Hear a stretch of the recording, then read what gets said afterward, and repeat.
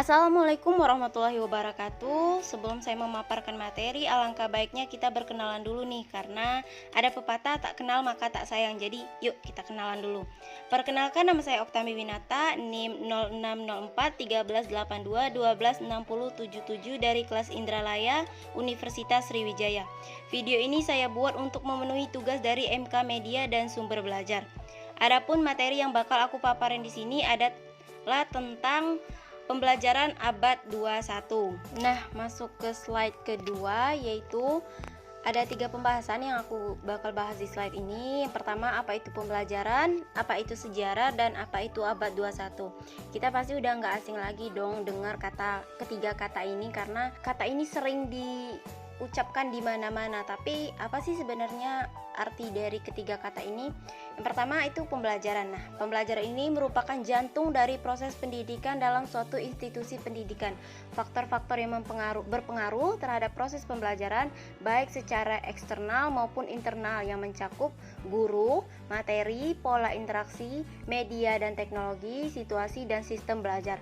Di era globalisasi ini, diperlukan pengetahuan dan keanekaragaman keterampilan agar siswa mampu memberdayakan dirinya untuk menemukan, menafsirkan, menilai dan menggunakan informasi, serta melahirkan gagasan kreatif untuk menentukan sikap dan pengambilan keputusan. Kemudian sejarah. Apa itu sejarah? Nah, sejarah ini merupakan suatu proses perjuangan manusia dalam mencapai gambaran tentang segala aktivitasnya yang disusun secara ilmiah dengan memperhatikan urutan waktu, diberi tafsiran dan analisis kritis sehingga mudah dimengerti dan dipahami. Sejarah dapat memberikan gambaran dan tindakan maupun perbuatan manusia dengan segala perubahannya.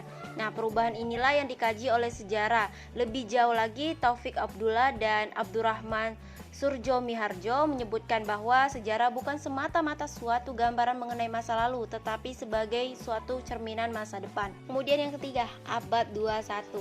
Apa sih abad 21? Sering dengar kata-kata abad 21, tapi ada yang nggak ngerti nih abad 21. Nah, abad 21 ini bisa juga disebut dengan abad digital, di mana iptek yang berkembang saat ini memberikan manfaat besar bagi kehidupan manusia karena dapat mengatasi keterbatasan ruang dan waktu, sehingga seolah-olah tidak ada penghalang antara satu tempat dengan tempat lainnya.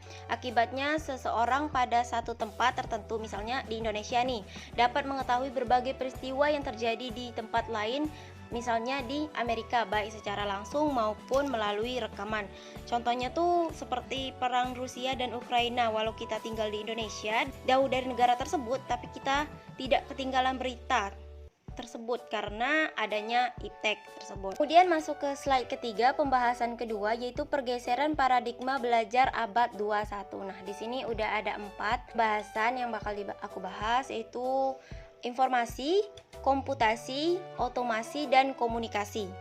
Pertama, informasi. Nah, informasi ciri di abad 21 ini udah tersedia di mana saja dan kapan saja. Model pembelajarannya, pembelajaran diarahkan untuk mendorong peserta didik mencari tahu dari berbagai sumber observasi, bukan diberitahu. Jadi mereka mencari tahu sendiri dari berbagai tempat, misal dari Google, dari media sosial. Ciri abad komputasi. Nah, komputasi ini lebih cepat memakai mesin. Model pembelajarannya, pembelajaran diarahkan untuk mampu merumuskan masalah, bukan hanya menyelesaikan masalah. Jadi mereka harus mampu menanya, bukan hanya mampu menjawab. Kemudian otomasi. Otomasi ini menjangkau segala pekerjaan rutin. Model pembelajarannya, pembelajaran diarahkan untuk melatih berpikir analitis atau pengambilan keputusan, bukan berpikir mekanistis atau rutin. Yang keempat, yang terakhir nih, komunikasi. Komunikasi ini bisa dari mana saja dan kemana saja. Nah, model pembelajarannya, pembelajaran menekankan pentingnya kerjasama dan kolaborasi dalam menyelesaikan masalah. Nah, di slide ini pembahasan ketiga, yaitu model pembelajaran sejarah abad 21. Ada 4 pembahasan di sini. Yang pertama itu Problem Based Learning. Nah, Problem Based Learning ini sering disingkat menjadi PBL. Melalui PBL, siswa akan diberi sebuah masalah secara tidak terstruktur tentang suatu permasalahan tertentu yang ada dalam kehidupan nyata untuk kemudian dicari solusinya. Dalam PBL, siswa secara bersama-sama akan belajar menyusun strategi, mengumpulkan informasi, hingga akhirnya memberikan rekomendasi solusi. Relevansi utama dari PBL, keterampilan berpikir kritis dan pemecahan masalah. Selain itu, PBL juga dapat secara aktif mengembangkan keterampilan berkomunikasi, kreativitas, serta kolaborasi. Masuk yang kedua, Project Based Learning. Nah, melalui Project Based Learning ini, peserta didik akan memecahkan masalah dunia nyata dengan merencanakan pernyataan mereka sendiri, merencanakan pembelajaran, mengatur penelitian, dan menerapkan berbagai strategi yang dibutuhkan.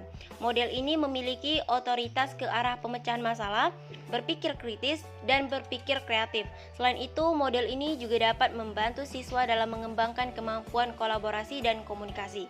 Masuk yang ketiga, Inquiry Learning. Inquiry adalah model di mana siswa diminta untuk dapat mencari dan menemukan jawaban atas suatu persoalan melalui metode ilmiah. Model ini sangat membantu siswa dalam mengembangkan kemampuan berpikir kritis dan pemecahan masalah. Yang keempat, yang terakhir nih, Discovery Learning. Model Discovery ini merupakan model pembelajaran yang dikembangkan atas dasar pendekatan konstruktivis. Dalam Discovery Learning, siswa membangun pengetahuan berdasarkan informasi dan data baru yang dikumpulkan. Model Discovery adalah model yang tepat untuk mengembangkan kemampuan menemukan gagasan, berpikir kritis, bertanya, serta berketerampilan memecahkan masalah. Secara teoritis, keempat model di atas memiliki keunggulan dalam pengembangan keterampilan abad 21 karena secara aktif melibatkan siswa dalam proses pengumpulan data dan analisis data, pemecahan masalah, serta kerjasama dalam kelompok. Pengumpulan data, analisis data, dan pemecahan masalah merupakan hal yang dibutuhkan untuk mengembangkan kemampuan berpikir kritis dan problem solving, melatih kreativitas, serta membantu siswa dalam menemukan pengetahuan baru. Adapun kerjasama dalam kelompok merupakan kegiatan yang dibutuhkan untuk mengembangkan kemampuan manajemen kerja, kolaborasi, sikap saling menghargai, serta keterampilan dalam berkomunikasi. Masuk ke materi keempat, yaitu materi pembelajaran sejarah abad 21. Nah, di sini udah ada dua, yaitu bentuk materi dan isi materi. Bentuk materi itu materi berbasis website yang bisa diakses secara online. Bentuknya antara lain seperti e-book, archive, jurnal, atau dalam bentuk lain seperti media sosial, majalah, dan lain sebagainya yang memuat informasi tentang topik yang dipelajari. Kemudian isi materi. Nah, isi materinya berbasis permasalahan dan isu-isu sosial, terutama masalah sosial kontemporer seperti kerusakan lingkungan, bencana alam, wabah, kemiskinan, dan lain-lain. Dalam konteks sejarah bisa juga berupa peristiwa sejarah yang kontroversial. Materi berbasis nilai atau materi yang kaya akan muatan nilai. Dalam sejarah, materi berbasis nilai dapat bersumber dari pemikiran dan teladan tokoh, kearifan lokal, peristiwa sejarah, dan lain-lain. Nah, dari sini dapat dipahami bahwa secara umum terdapat dua hal penting yang berkaitan dengan materi pembelajaran sejarah abad 21.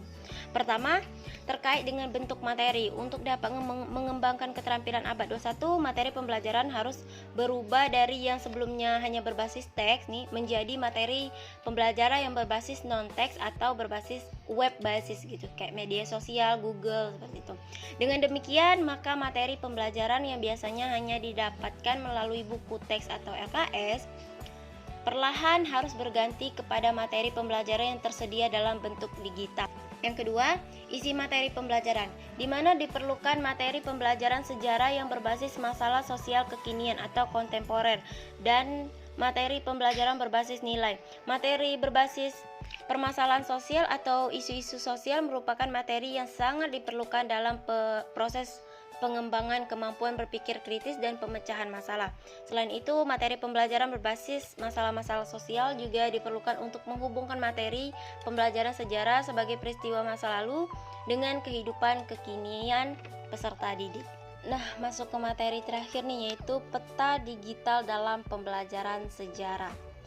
Peta digital adalah gambaran permukaan bumi pada suatu bidang datar yang berfungsi untuk mengeksplorasi dan mengeksplanasi yang meliputi peperangan, migrasi, jalur perdagangan yang ditampilkan secara digitalisasi. Menggunakan peta diharapkan rasa ingin tahu alami siswa akan mendorong mereka untuk menggunakan indera mereka dan kemampuan kognitif untuk mengeksplor sesuatu yang berharga dari sejarah. Peta dapat digunakan sebagai media pembelajaran yang berfungsi untuk mengetahui lokasi-lokasi terjadinya peristiwa. Menurut Kokar, berbagai macam alat bantu pembelajaran sejarah adalah gambar, peta, film, film strip, model, kartu, dekorasi, dan peta waktu grafik dan sebagainya dapat dibawa ke dalam pembelajaran dan dapat menjadi selingan dari rutinitas normal. Alat-alat bantu ini dapat memperkuat pembelajaran sejarah dengan banyak cara. Pertama, membantu siswa mengenal pengetahuan sejarah secara langsung. Kedua, menunjang kata terucap. Ketiga, membuat sejarah nyata, jelas, vital, menarik, dan seperti hidup. Keempat, membantu mengembangkan kepekaan terhadap waktu dan tempat.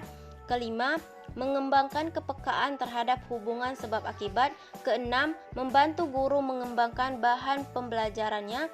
Ketujuh, menunjang bahan baku pembelajaran.